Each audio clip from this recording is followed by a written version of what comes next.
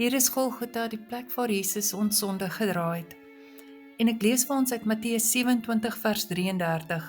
En toe hulle by die plek kom wat Golgotha genoem word, dit is wat beteken skedelplek. Golgotha beteken letterlik skedel in Aramees.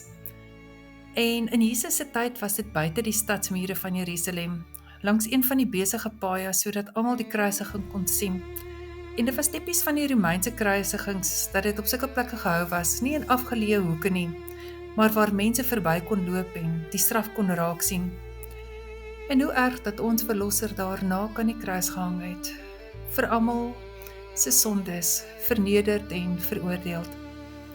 Die rotsformasie het soos 'n skedel gelyk en ooggetuies en vroeëre pelgrims het dit beskryf soos 'n gesig in die klip.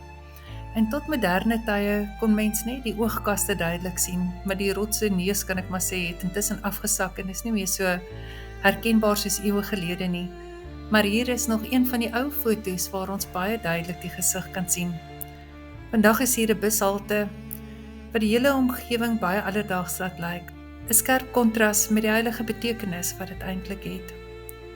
Op Golgotha, die plek van die skedel, het die dood sy ergste greep probeer wys. Dit was 'n plek van marteling en skaamte, vernedering en pyn. Maar dit is juis hierso by hierdie donkerste plek, het die Here Jesus die grootste oorwinning behaal. Die plek van die skedel het die plek van lewe geword. Wanneer ek en jy na Golgotha kyk, sien ons dat die Here ons sondes op hom geneem het.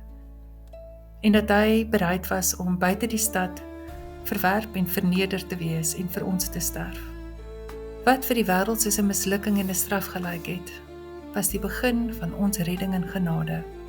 Vandag kan ek en jy deur die dood en skaamte wat die Here op Golgotha verduur het, 'n nuwe lewe begin. Dit is hier wat hoop vir ons begin, deurdat hy vir ons sondes gesterf het.